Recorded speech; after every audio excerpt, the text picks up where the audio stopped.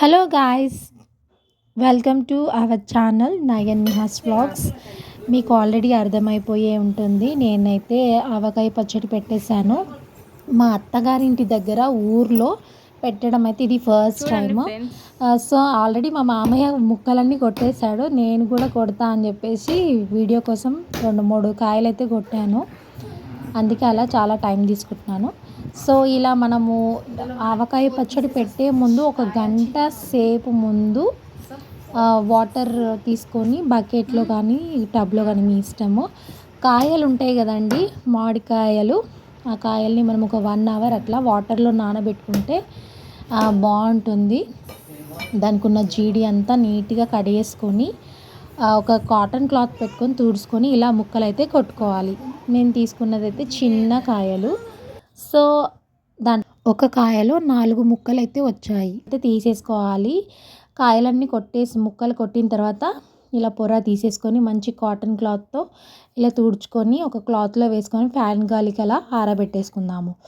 ఇప్పుడైతే మనం ఏం చేద్దామంటే ఆవాలు, మెంతులు, జీలకర్ర వీటిని ఎండకి పెట్టేసి మిక్సీ అయితే పట్టేసుకోవాలి. నేను కొలుస్తున్నాను కదా, నా చేతిలో ఉంది కదా, అది కిలో డబ్బా అనమాట. సో నేను దాంతో ముక్కలైతే 4 కిలోల ముక్కలు దాంతో కొలిచినప్పుడు 4 కిలోలు అయితే వచ్చేసాయి. సో నేను ఆవ పొడి, జీలకర్ర పొడి, మెంతుల పొడి అన్నీ మిక్సీ పట్టేసుకున్న తర్వాత చూసుకుంటే 3/4 ఉంది. మనం ముక్కలన్నీ నీట్గా ఎండిన తర్వాత ఆ పొడి వేసేసుకొని కలిపేసుకోవాలి.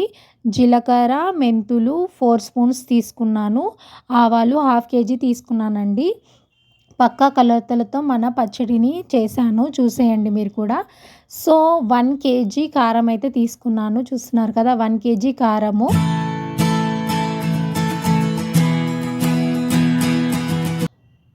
4 కేజెస్ ముక్కలైతే 1 కేజీ కారము, 3/4 ఆవ, జీలకర్ర, మెంతుల పొడి అయితే తీసుకున్నాను.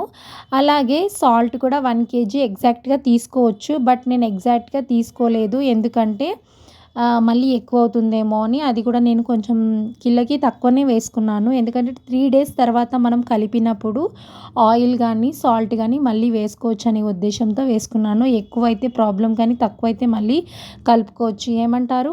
సో ఇలా పక్కా కొలతలతో పచ్చడి అయితే పెట్టేసినాము మా అత్తగారింటి దగ్గర.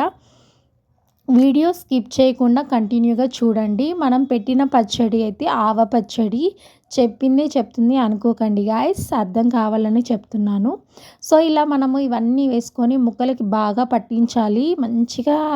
మంచిగా పట్టిస్తే ఏంటంటే ఉప్పు, కారము అన్ని ముక్కలకి బాగా పడతాయి.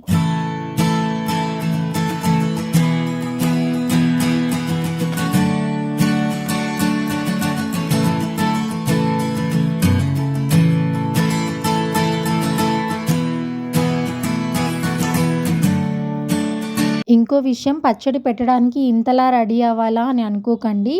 ఆ రోజే మేము మా తోటికోడలి వడిబియ్యం కూడా పెట్టుకున్నాము. అందుకని వడిబియ్యం తర్వాత పచ్చడి అయితే స్టార్ట్ చేసినాము. అందుకని అలా ట్రెడిషనల్గా రెడీ అయ్యాము. పచ్చడి కోసం ఏం రెడీ అవ్వలేదు. చెప్తున్నాను, కొంతమంది అనుకుంటారు కదా, అందరిని అనట్లేదు, కొంతమంది ఉంటారు. సో ఇలా మనం మంచిగా మిక్స్ చేసిన తర్వాత బాండీ అయితే పెట్టేసుకుందాము. నేను పల్లి నూనె యూస్ చేస్తున్నాను. బాండీ వేడైన తర్వాత ఆయిల్ పోసేసుకుందాము. పల్లి నూనె అయితే పచ్చళ్ళకి బాగుంటుందని పల్లి నూనె తీసుకొచ్చాము.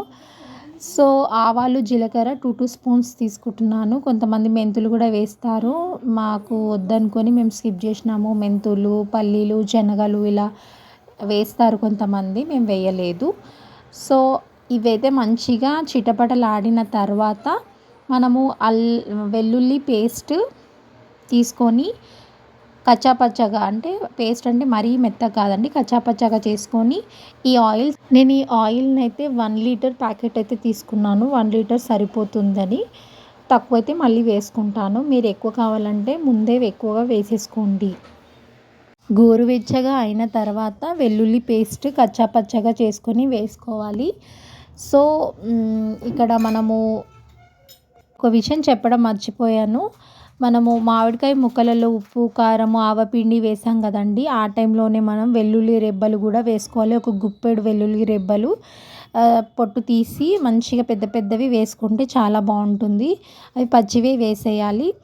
పేస్ట్ ఏమో కచ్చాపచ్చాగా దంచిన వెల్లుల్లి పేస్ట్ అయితే ఈ ఆయిల్‌లో వేసేసుకోవాలి. చేసిన మిస్టేక్ మీరు చేయకండి. వేడిగా ఉన్నప్పుడే వేసాము. ఆయిల్ అంతా పొంగిపోయింది. మాకు తెలీదు. తర్వాత మా అత్తమ్మొచ్చి "అయ్యో! అలా ఎందుకేసినారు? కొంచెం గోరువెచ్చగా ఉన్నప్పుడు ఎయ్యాలి. అలా వేయొద్దని" చెప్పింది. సో, ఆ మిస్టేక్ మీరు చేయకండి. చాలా ఆయిల్ అంతా వేస్ట్ అయిపోయింది. మాకు తెలియక అలా వేసాము. సో, మీరు గోరువెచ్చగా అయిన తర్వాత వెల్లుల్లి పేస్ట్ వేసుకోండి.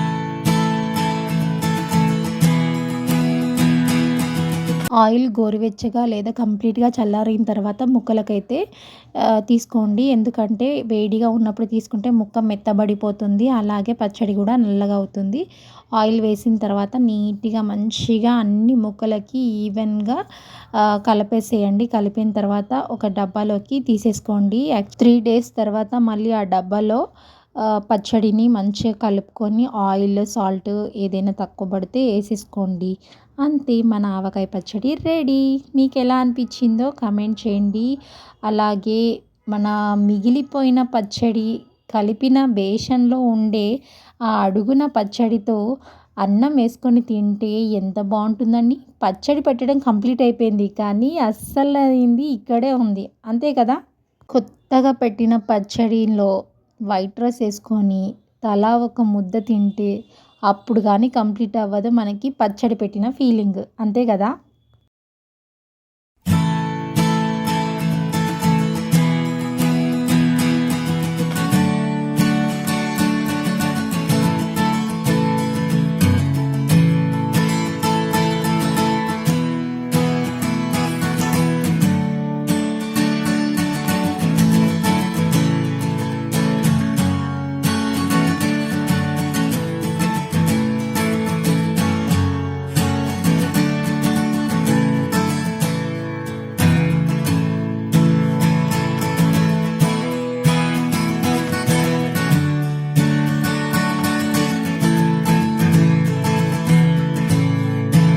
ఫస్ట్ ఏది చేసినా ఇంటికి పెద్దవాళ్ళు తినాలంటారు కాబట్టి మా మామయ్యకైతే ఒక ముద్ద పెట్టేసాను. ఎలా ఉంది మామయ్య అంటే మా మామయ్య అన్నాడు సూపర్ ఉంది అన్నాడు. తర్వాత మా పాప తనైతే గిన్నెలోనే తింటా అంటుంది. సరే అని చెప్పేసి అట్లనే వదిలేసిన.